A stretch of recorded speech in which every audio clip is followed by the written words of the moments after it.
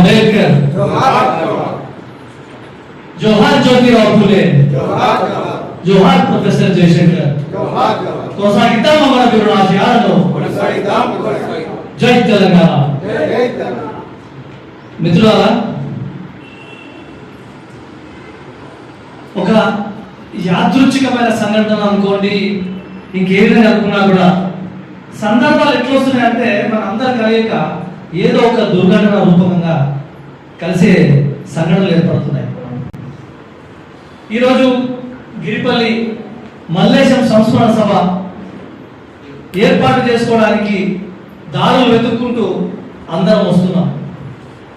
ఇది ఒక సంస్మరణ సభ మాత్రమే కాదు, గిరిపల్లి మల్లేశం ఇది సంస్మరణ సభ కాదు. ఉద్యమకారులను తెప్పి పొడుస్తున్న, ఉద్యమకారులను అవహేళన చేస్తున్న, ఉద్యమకారులను మోసం చేస్తున్న రాజకీయ పార్టీలపై సంధించిన శంఖారావం, సమర శంఖారావం ఇది కేవలం సంస్మరణ సభ కాదు. ఇది ఒక వ్యక్తి మరణం కాదు, ఒక వ్యవస్థ మరణం. ఇది ఒక వ్యక్తి మరణం కాదు, యావత్ ఉద్యమకారుల యొక్క ఆత్మ గౌరవ మరణం ఇది. ఇంతకు మించి దీంట్లో నిగూఢంగా చెప్పుకోదలసింది ఏమీ లేదు. ఈరోజు గిరీశం మల్లేశం యొక్క ఆయనకు నివాళులు అర్పిస్తున్నామంటే ఇప్పుడున్న ప్రభుత్వం మీద ఒక ధిక్కార స్వరాన్ని సంధిస్తున్నాం. ఈరోజు గిరీశం మల్లేశం గారి సంస్మరణ నివాళులు అర్పిస్తున్నామంటే రాష్ట్ర ప్రభుత్వం, కాంగ్రెస్ ప్రభుత్వం ఏ విధంగా అయితే ఉద్యమకారులకు భరోసానిచ్చిందో ఆ భరోసాను అమలుపరచుకోండి అని నిలదీస్తే క్రమంలో నివాళులు అర్పిస్తున్నాం. ఇది మామూలు చావు కాదు, ఇది మామూలు మరణం కాదు, ఉద్యమకారుల ఆత్మ గౌరవ మరణం. ఈ మరణాన్ని మనము సాధారణంగా యథేచ్ఛగా ఈజీగా తీసుకునే అవకాశం ఏమాత్రం లేదు. దీన్నే ఒక అంకురార్పణగా దీన్ని మనం ముందు తీసుకుపోవాలి. ఎంతో మంది ఈరోజు చెప్తూ వస్తున్నారు, కమిటీ ఏర్పడుతుంది, కమిటీ ఏర్పడుతుంది, కమిటీ ఏర్పడుతుంది, కమిటీ ఏర్పడుతుందని సన్నాయి నొక్కులు దొక్కుతున్నారు. కమిటీ ఏర్పడుతుంది, మన ఒక ఆకాంక్ష మీద నీళ్లు చల్లుతున్నారు. కానీ ఇంతవరకు ప్రభుత్వ తరఫున ఒక్క నిర్ణయ దాఖనాలు ఇంతవరకు రాలే. మనం చెప్పుకుంటున్నాం, ఓది ఎవరినో ఏ రాజకీయ పార్టీనో కాపాడే ప్రసక్తి మనకు లేదు. ఈ కాంగ్రెస్ ప్రభుత్వాన్ని నిలబెట్టుకునే ఈ కాంగ్రెస్ ప్రభుత్వం మన భుజాలను మనం గెలిపించినాం, కానీ మనను మోసం చేస్తున్న ప్రభుత్వాన్ని నిలుపుకోవాల్సిన అవసరం మనకు లేదు.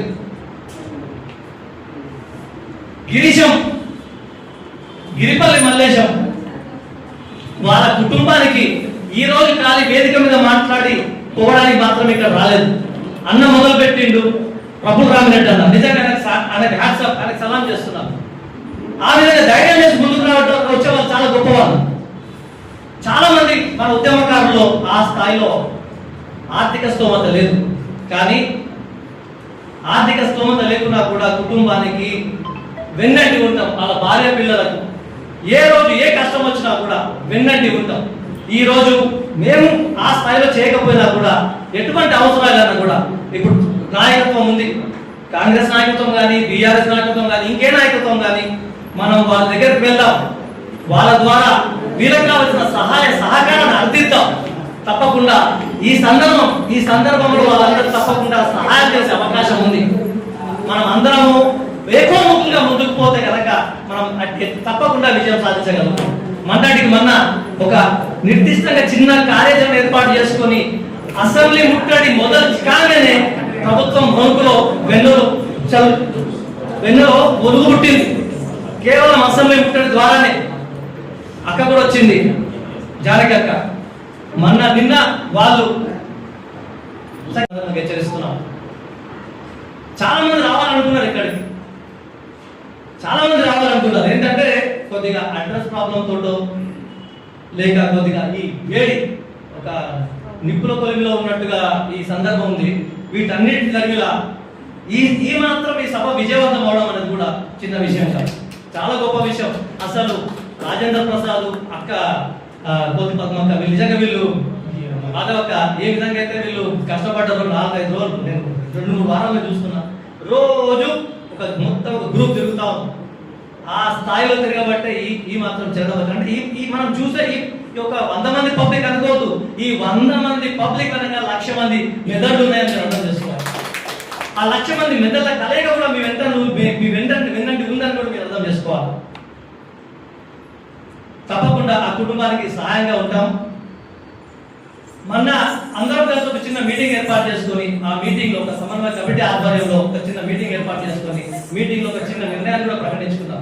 ఎందుకంటే ఈ కార్యాచరణ లైవ్ లో ఉంచాలి. తెలంగాణ ఉద్యమంలో ఏ విధంగా అయితే లైవ్ లో మనం ఉద్యమాన్ని నిలిపినామో ఈ కార్యక్రమాన్ని కూడా ఈ ఉద్యమాన్ని కూడా లైవ్ లో నిలపాలన్న ఉద్దేశంతో మనము మన అక్క అసెంబ్లీ ముట్టడి చేయడం కానీ సెక్రటరీ ముట్టడి చేయడం కానీ తదుపరి 22వ తారీఖు బీఆర్ఎస్ ప్రభుత్వం, అప్పుడున్న టీఆర్ఎస్ ప్రభుత్వం తెలంగాణ ఉద్యమకారులను అవహేళన చేస్తూ బిచ్చగాలుగా మార్చింది.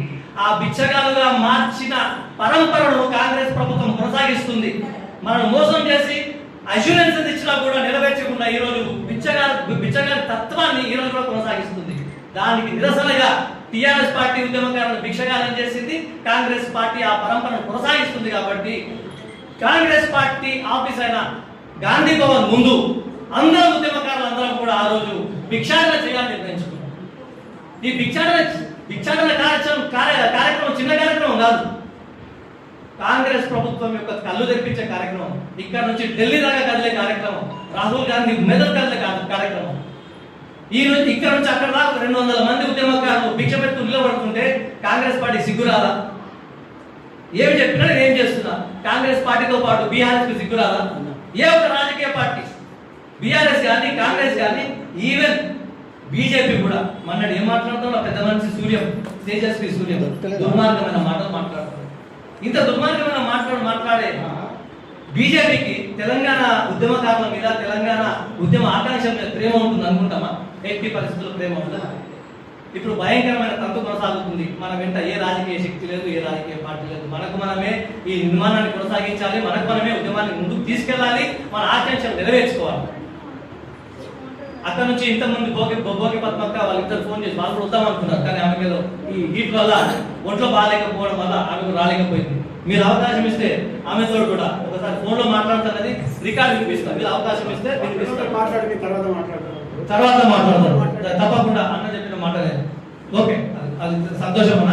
నేను ఒకటి ముగించే నా ప్రక్రియ ఏంటంటే మనము ఈ సంఘటితత్వాన్ని కొనసాగించాలి. ఎవరికి ఎటువంటి శశబిషలు ఉన్నా కూడా అన్ని కూడా దిగమింగుకొని ఏ ఆధిపత్యాన్ని కింద పోకుండా మనం అందరం ఒక్కటిగా ముందుకు పోగలిగినాడు మనం విజయవంతం అవుతాము. ఈ రాష్ట్ర ప్రభుత్వాన్ని ఉంచగలుగుతాము. తప్పకుండా మనం విజయం సాధిస్తామని అదే మనం ఇచ్చే ఈ మహానుభానికి గిరిపల్లి మల్లేశంకు నిజమైన నివారణ సందర్భంగా తెలియజేస్తూ కృతజ్ఞతలు.